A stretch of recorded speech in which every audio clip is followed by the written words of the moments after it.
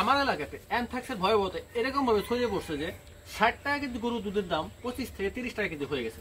তারপরে কেউ দুধ কিনতে যাচ্ছে না, আর গরুর মাংস তো কেউ ভয়ে কিনতে যাচ্ছে না। তো আসসালামু আলাইকুম প্রিয় খামারি ভাইরা, বর্তমান সময়ে বাংলাদেশে অ্যানথ্রাক্স বা ত্বরকা রোগ নিয়ে এরকম একটা ভয়াবহ পরিস্থিতি তৈরি হয়েছে, এই বিষয়ে ভিডিও না বানিয়ে পারলাম না। যাই হোক, আজকের ভিডিওটা সকল খামারির জন্য এবং বাংলাদেশের প্রত্যেকটা মানুষের জন্য যারা কিনা গরুর মাংস খেতে অনেক পছন্দ করেন, সেই সাথে গরুর দুধ যাদের অনেক প্রিয়। আজকের ভিডিওটা শুধুমাত্র তাদের জন্য। আজকে আমরা জানবো কিভাবে অ্যানথ্রাক্স ছড়ায়, বা কোনো গরু বা ছাগলের যদি অ্যানথ্রাক্স হয় আপনি কিভাবে বুঝতে পারবেন, এবং আপনি কিভাবে বুঝতে পারবেন যে কোনো গরুর মাংসে অ্যানথ্রাক্স আছে কিনা বা কোনো গরুর দুধে অ্যানথ্রাক্স আছে কিনা।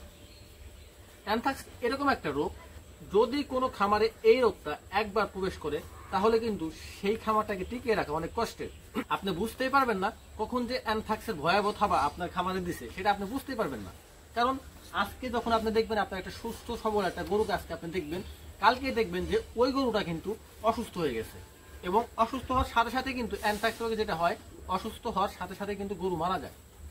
ধরেন আপনার একটা সুস্থ সবল গরু আছে, যদি দেখেন যে গরুটা সুস্থ সবল অবস্থায় কোন রকম পার্শ্ব প্রতিক্রিয়া ছাড়াই গরুটা পড়ে গেছে বা মারা গেছে, তো আপনি খুব সহজে ধরে নিতে পারেন যে আপনার গরুর অ্যানথ্রাক্স হয়েছে।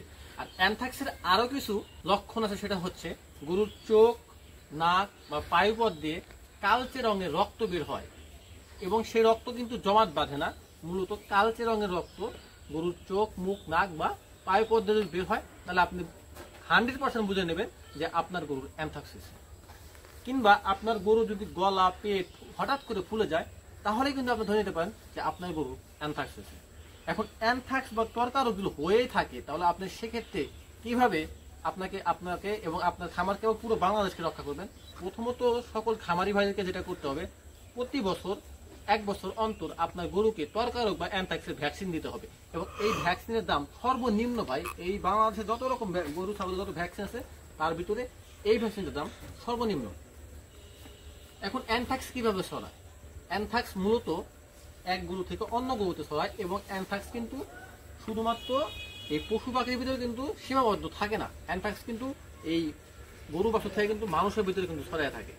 আপনার একটা ভুল পদক্ষেপে কিন্তু অ্যানথ্রাক্স কিন্তু আমাদের মানব সমাজের ভিতরে কিন্তু ছড়িয়ে পড়তে পারে। কারণ আমরা জানি যে সকল গরু অ্যানথ্রাক্সে আক্রান্ত হয় সেই গরুকে যদি কেউ জবাই করে তাহলে কিন্তু অ্যানথ্রাক্সের জীবাণু আছে সেটা কিন্তু গরুর থেকে কিন্তু মানুষের ভিতরে কিন্তু সংক্রমিত হয়।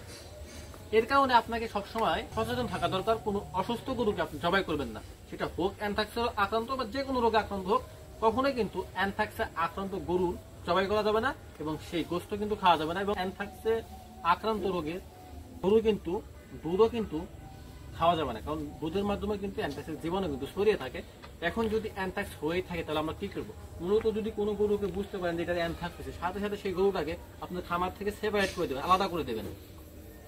তারপরে অ্যানথ্রাক্সে যদি কোনো গরু মারা যায় তাহলে সেটাকে আপনারা কাটবেন না, না কেটে 6 ফুট বা 7 ফুট মাটি গর্ত করে সেখানে পুঁতে ফেলবেন, কারণ অ্যানথ্রাক্সে কাটলে অ্যানথ্রাক্সের জীবাণু কিন্তু বাতাসের মাধ্যমে কিন্তু ছড়ায়। আশা করি সবাই বুঝতে পারছেন অ্যানথ্রাক্স থেকে কিভাবে বাঁচবেন এবং অ্যানথ্রাক্সের লক্ষণগুলো আপনারা কিভাবে বুঝতে পারবেন। এই ভিডিওটা বেশি বেশি করে শেয়ার করে দেন আপনার পরিচিতদের সাথে, আপনার বন্ধু বান্ধব সকলের সাথে এই ভিডিওটা বেশি বেশি শেয়ার করে দেন, এবং সকল খামারি ভাইরা ভিডিওটা সেভ করে রাখতে পারেন। আপনাদের সচেতনতার জন্য আজকের এই ভিডিওটা বানানো। তো সবাই ভালো থাকবেন, সুস্থ থাকবেন, নানা ভাই এগুলোর সাথে থাকবেন, সবাই আমার ভালোবাসা নেবেন এবং আমার জন্য সবাই দোয়া করবেন। আসসালামু আলাইকুম ওয়া রাহমাতুল্লাহি ওয়া বারাকাতুহু।